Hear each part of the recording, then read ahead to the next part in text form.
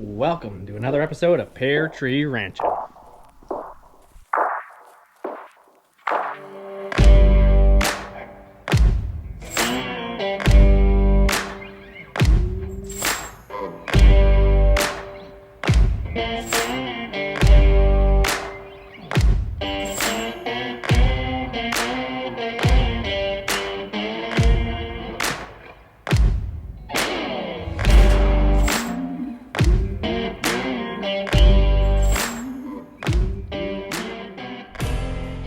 Hey guys, Jake here. We're at Pear Tree Ranch.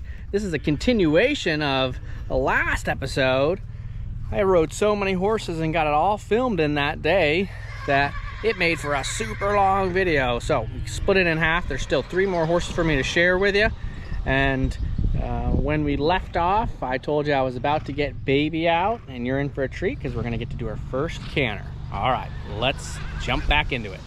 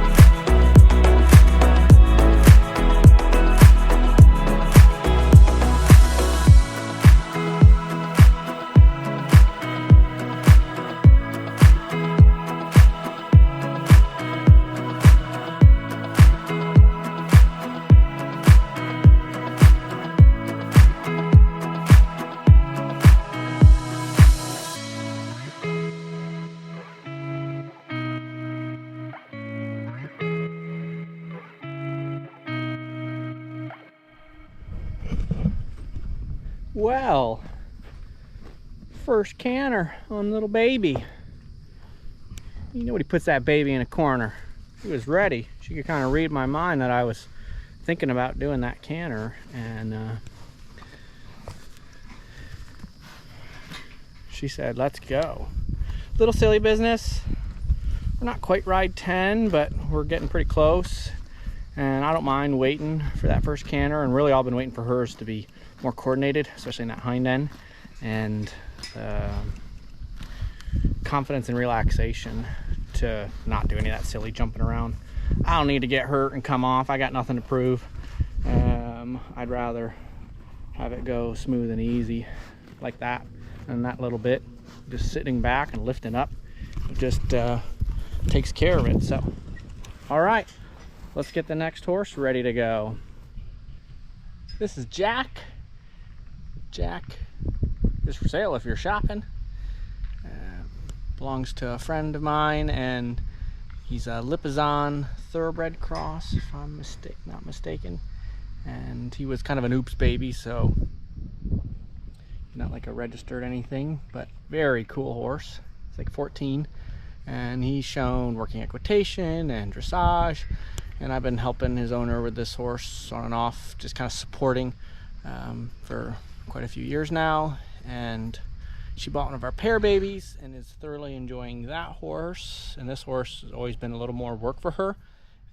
He can kind of, to me, pretend to be snorty. He kind of makes stuff up to worry about, and it's like, dude, that barrel is going to stay blue, and it's going to be sitting in that corner forever. So let's pick something that we can actually change to pay attention to. And it's a little easier for me to give him that attitude than his owner, and so it's just helpful for us to support her and finding him kind of a better forever home. And you know, horses is for fun for her, and she's having a lot of fun with the pair baby that she got from us, Cody. So now is Cam, short for Camaro, her new hot rod.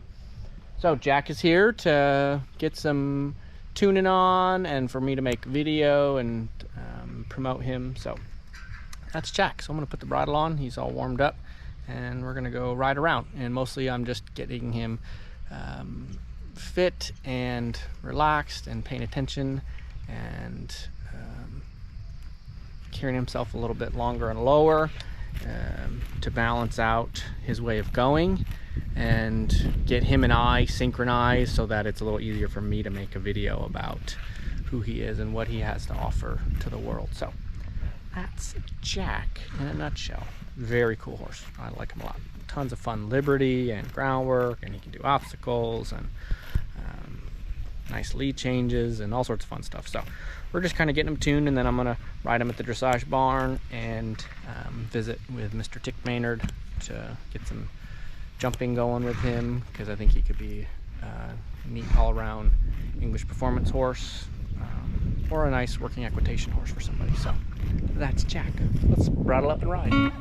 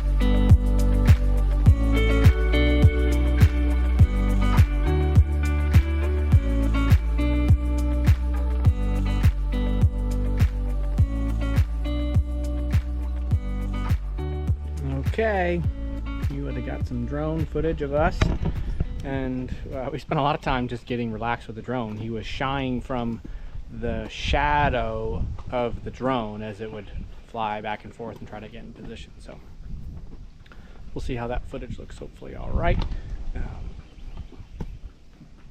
But it was interesting to watch. That was what he chose to shy about, was it was the shadow of the drone. And I've had horses in the past where they'd see the shadow of the stick and they'd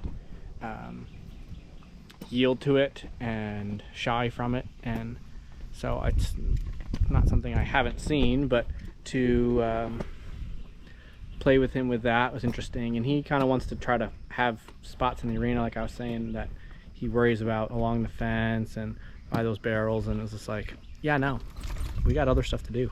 We got time for that. And not that I'm not acknowledging he's bothered, we just got more important things to worry about. And if I can get his attention on those a little bit, then he realizes the things he was shying about weren't so bad. So that's kind of the goal. Again, he still needs to feel good that I care about him and his feelings, but he also needs to just get comfortable with, there might be a day he needs to shut up and do what he's told. And that keeps us safe, not because I'm a meanie head and want to talk like that to my horses. So it's just kind of building him up to be more prepared for the universe. So I'm pretty happy. I had to get off, land the drone, and then we played a little bit more and slowed down. But we'll keep you updated on Mr. Jack. I'm really pleased. He's a neat horse, knows a lot. So just clean up some of those confidence things and keep it in between the hands and legs that much more, and we'll be able to just do that much more. So all right, let's find some more trouble to get into.